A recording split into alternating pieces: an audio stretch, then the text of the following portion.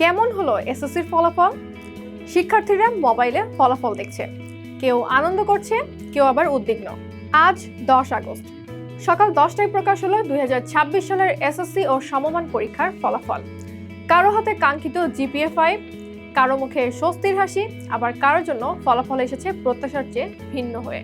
কিন্তু এবারের ফলাফলের সবচেয়ে আলোচিত দিক শুধু কে কত পেয়েছে তা নয়, বরং পরিসংখ্যান বলছে গত বছরের তুলনায় এবার কমেছে পাশের হার, কমেছে জিপিএ 5 পাওয়া শিক্ষার্থীর সংখ্যাও। তাহলে এবারের এসএসসি ও সমমান পরীক্ষার ফলাফলে আসলে কি দেখা গেল, চলুন এক নজরে দেখে নেওয়া যাক। 2026 সালের এসএসসি ও সমমান পরীক্ষায় 9টি সাধারণ শিক্ষা বোর্ড, মাদ্রাসা শিক্ষা বোর্ড এবং কারিগরি শিক্ষা বোর্ড সব মিলিয়ে মোট 11টি শিক্ষা বোর্ডের ফলাফল প্রকাশ হয়েছে। এবার পরীক্ষায় অংশ নেওয়া শিক্ষার্থীদের মধ্যে পাশ করেছে 11,38,877 জন, আর মোট পরীক্ষার্থীর সংখ্যা ছিল প্রায় 18,29,485 জন। সার্বিকভাবে পাশের হার 62.25%, অর্থাৎ প্রতি 100 জন পরীক্ষার্থীর মধ্যে প্রায় 62 জন পাশ করেছে, আর প্রায় 38 জন পাশ করতে পারেনি। এবার মোট 6,90,608 জন শিক্ষার্থী অকৃতকার্য হয়েছে, যা মোট পরীক্ষার্থীর প্রায় 37.75%। অর্থাৎ ফলাফলের সবচেয়ে বড় বার্তাগুলির একটি হলো এবারের এসএসসি ও সমমান পরীক্ষায় উল্লেখযোগ্য সংখ্যক শিক্ষার্থী পাশ করতে পারেনি। এবারের ফলাফলকে যদি গতবার অর্থাৎ 2025 সালের সঙ্গে তুলনা করা হয় তাহলে পার্থক্যটা আরো পরিষ্কার হবে। 2025 সালে এসএসসি ও সমমান পরীক্ষায় সার্বিক পাশের হার ছিল 68.45%। এবার সেই হার নেমে এসেছে 62.25%, অর্থাৎ পাশের হার কমেছে 6.20% পয়েন্ট। শুধু পাশের হার নয়, 2025 সালে জিপিএ 5 পেয়েছিল 1,39,032 জন শিক্ষার্থী, এবার জিপিএ 5 পেয়েছে 1,16,676 জন, অর্থাৎ এক বছরে জিপিএ 5 পাওয়া শিক্ষার্থীর সংখ্যা কমেছে 22,356 জনে। এটিও এবারের ফলাফলের একটি উল্লেখযোগ্য পরিবর্তন। তবে 9টি সাধারণ শিক্ষা বোর্ডের হিসাব আলাদা। এখানে একটা বিষয় পরিষ্কার করে নেওয়া দরকার, অনেক জায়গায় আপনারা 64.05% পাশের হার দেখেছেন, আবার কোথাও 62.25% বলা হচ্ছে।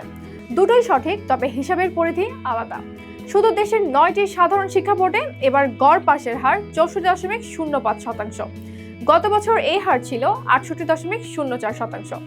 অর্থাৎ সাধারণ শিক্ষা বোর্ডগুলোর হিসাবেও পাশের হার কমেছে প্রায় 3.99% পয়েন্টে। আর মাদ্রাসা ও কারিগরি শিক্ষা বোর্ড সহ মোট 11টি বোর্ড ধরলে সার্বিক পাশের হার দাঁড়ায় 62.25%। এবার জেনে নেওয়া যাক কোন বোর্ডে পাশের হার কত। এবার 9টি সাধারণ শিক্ষা বোর্ডের ফলাফল দেখলে দেখা যায় সবচেয়ে বেশি পাশের হার করেছে ঢাকা শিক্ষা বোর্ড। ঢাকা বোর্ডে পাশের হার 71.63%। এরপর রয়েছে যশোর বোর্ড 66.27%। এরপর রয়েছে কুমিল্লা বোর্ড 65.42%। এরপর আছে রাজশাহী বোর্ড 63.67%। এরপরে রয়েছে বরিশাল বোর্ড 60.35%। এরপর রয়েছে চট্টগ্রাম বোর্ড 59.48%। এবার রয়েছে সিলেট বোর্ড 58.33%। এবং সবচেয়ে কম পাশের হার ময়মনসিংহ বোর্ডে 57.39%। অর্থাৎ সাধারণ শিক্ষা বোর্ডগুলোর মধ্যেও ফলাফলে বেশ বড় পার্থক্য দেখা যাচ্ছে। এবার মাদ্রাসা ও কারিগরি বোর্ডের ফলাফল। মাদ্রাসা শিক্ষা বোর্ডে এবার পাশের হার 55.49%।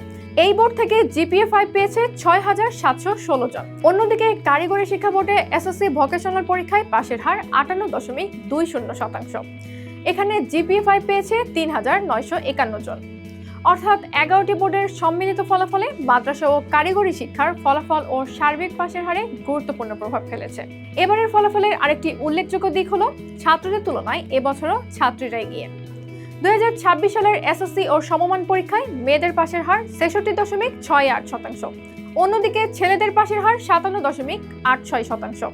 অর্থাৎ পাশের হারে মেয়েরা ছেলেদের চেয়ে প্রায় 8.82% পয়েন্ট এগিয়ে। শুধু পাশের হারে নয়, জিপিএ 5 পাওয়ার ক্ষেত্রেও মেয়েরা এগিয়ে।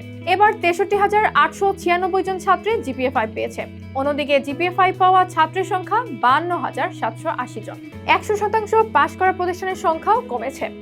এবার আরেকটি গুরুত্বপূর্ণ পরিসংখ্যান সামনে এসেছে। 2026 সালে মোট 30,402টি শিক্ষা প্রতিষ্ঠানের মধ্যে মাত্র 669টি প্রতিষ্ঠান থেকে শতভাগ শিক্ষার্থী পাশ করেছে। অর্থাৎ সব শিক্ষার্থী পাশ করেছে এমন প্রতিষ্ঠানের সংখ্যা মোট প্রতিষ্ঠানের প্রায় 2.2%। গত বছর 100% পাশ করা প্রতিষ্ঠানের সংখ্যা ছিল 384টি। অর্থাৎ এক বছরের ব্যবধানে শতভাগ পাশ করা প্রতিষ্ঠানের সংখ্যাও উল্লেখযোগ্যভাবে কমেছে।